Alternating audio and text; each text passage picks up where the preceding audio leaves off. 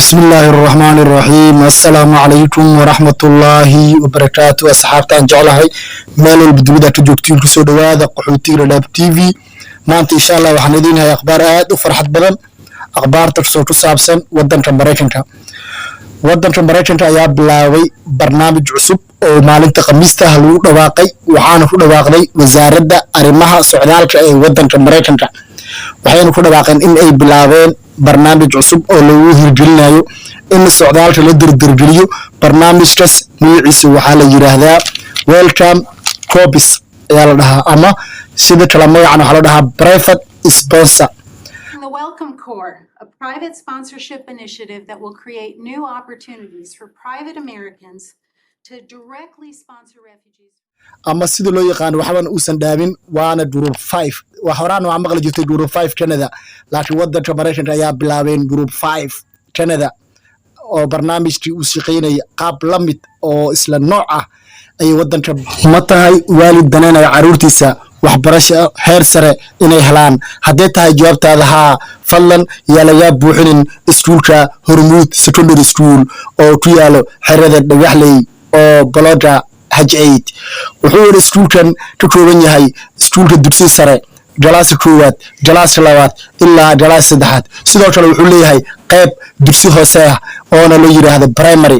haddii aad rabto caruurtaada inay primary ama secondary labadaba ay ka bartaan iskuulka Hormuud Secondary School waa iskuul dhameystiran oo macallimiin khibrad sare leh oo jaamacadaha adduunka soo qalan jabiyay ayaad ka heli kartaa waxayna qaadaan sida caruurta loo tarbiyeeyo sida caruurta waxbarashada maskaxdooda loogu shugo waxayna garanayaan sida caruurta loo xifdiyo cashirada iyo sida loo diyaariyo cashirada dhammaan sida shakhsiga iyo sida kala gruupka dhammaan waxaad helaysaa iskuulka Hormuud Secondary Mareykanka bilaabay waxayna soo koobiyeen dhiigooda ama dariskooda ama wadanka Mareykanka wadanka waxay soo koobiyeen wadanka Canada waxaana la yiraahdaa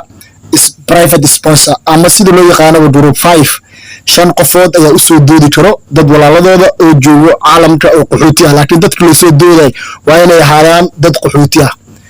shuruudo badan ayaa jirto shuruudahaas oo ah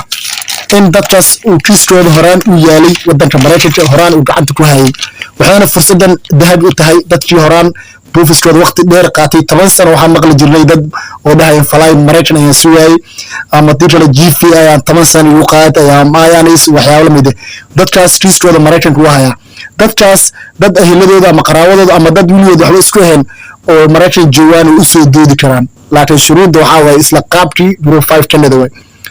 marka way soo doodi karaan 5 qof ama 3 qof isku tagtay ayaa isku soo doodi karo laakiin balse waxaa laga rabaa shuruudaha in ala qof oo macna dadku qaadayaan ala qof waxa la yiraahdaa lacag cadadooda dhan inay hayaan $2275 qof haddii 5 qof qaadaysiin waxa lagu dhufanayaa $2275 ayaa lagu dhufanayaa 5 qofood intaas ayaa la rabaa inay account yihiin 5 qof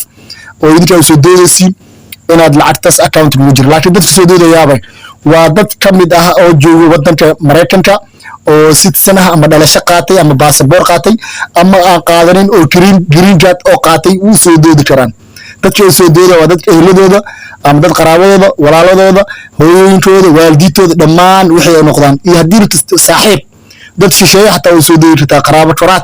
sida Soomaalidu u taqaanta dhammaan waa la soo doodi karaa marka sidii waa wuxuu socdaa barnaamijkii group 5 Canada isla tabta uu socdaa laakiin shuruudda adag waxa kamid ah qof kasta ma soo doodi kartid qofka la soo dooday waa inuu joogo wadamada qaxootiga oo caalamka ah kaarashin qaad waa inuu leeyahay waa inuu haddana kiiskiisa wadanka Mareykanka gacanta waa inuu ku hayo macna dad horaan wax maray waa inay ahaadaan dad wax horaan maray waa inay ahaadaan oo horaan wax maray marka waxaan lagu dhawaaqay maalinta khamiista u dambeysay ayaa lagu dhawaaqay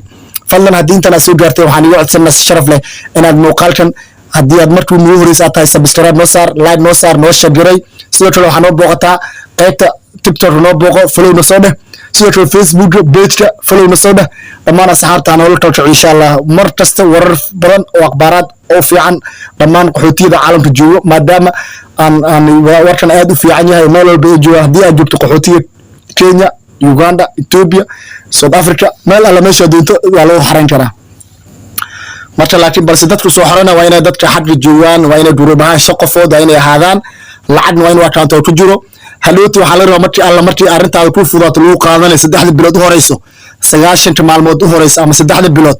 inay ku kaafin karaan lacagahan account ugu jiro inay kugu dabiraan ay shaqo ku raadiyaan 3 bilood u horeyso magaalada ku kala baraan shaqooyinka sidii loo shaqeysto dhaqanka dhammaan inay jecleys shaqooyinka ay qaban lahayn researchers ay rabaan inay qabtaan marka waa fursad aad u fiican in badan ayaa falays waay waa lagu dhigay iyo waxaas hadda fursadan laga faa'iideysto ayakaana codsan kara adi maahan qaybtan linki waxa soo dhigi doona isla shaashada ayaan soo saari doona waxa lahaa welcome.com ayaa lahaa shaashada ayaan soo saaraya dadka qaxootiga oo kaliya ma codsanayaan waxa soo codsanayo waa 5 qofood xagga jiraan wadanka Mareykanka joogan ayaka ayaa buuxinayaan laakiin inteeda buuxin oo application ay codsanin waxa laga rabaa in ay la xiriiraan ama la tashtaan dadka looyarada oo takhassus u ah qaxootiyada immigration iyo waxyaabaha soo qaabilsan in ay la tashaan si arrimahooda loo dardargeliyo sidaas ayaa loo baahan yahay in ay kala shaqeeyaan oo la socdaan ay kristooda qaabkooda ay u sheegaan kadib baa loo fududeynaya waa qaab aad u fiican marka barnaamijkan waxaa loo baahan yahay 10,000 ayaa loo baahan in la dardargeliyo dhaqsaban 10,000 qayb ka mid 10,000 oo qof ayaa codsan karaan laakiin waxaa la qaadanaya 5,000 oo qaxooti ayaa la soo qaadanaya waana aad u fiican 10,000 waxa oo codsan karo oo wadanka Mareykanka joogan laakiin balse waxaa la soo qaadanaya sanadka gudihiis waxaa la rabaa 5,000 inay qaabkan ay ku baxaan oo guru 5 kan inay ku baxaan ayaa la rabaa 5,000 oo qaxooti ah marka website-kan ayaka ayaa booqanta adiga waxa ma codsanaysid ayaka la rabaa inaad ku qalqaaliso ay ku codsadaan ayakana loo yeertooda ha qabsadaan waa barnaamij aad u fiican dadka walaaladooda iyo qaraawadooda dhammaan dadka joogay oo qaxootiyada joogay muddo badan ku daahay waa loo dardarin karaa waa arrintan aad ay u fiican haddii qaraabada xaq ku jiraan iyo haddii ku jirin waa fursad aad u fiican oo dahabi ah marka insha Allah asxaabta haddii inta soo gaartay fadlan like-ta noo saar muuqaalkan subscribe noo saar haddii horaan u saarin muuqaalkan noo sheegay dad badan ayaa rabaa inay ka faa'iideystaan marka insha Allah wixii qaybta commenti su'aal wixii ay qabtiin ugu soo qora sidoo kale muuqaal kale waan soo sameyn doonaa qaabka loo soo codsanayo waxyaabo kale iyo talooyin wanaagsan waan soo saaray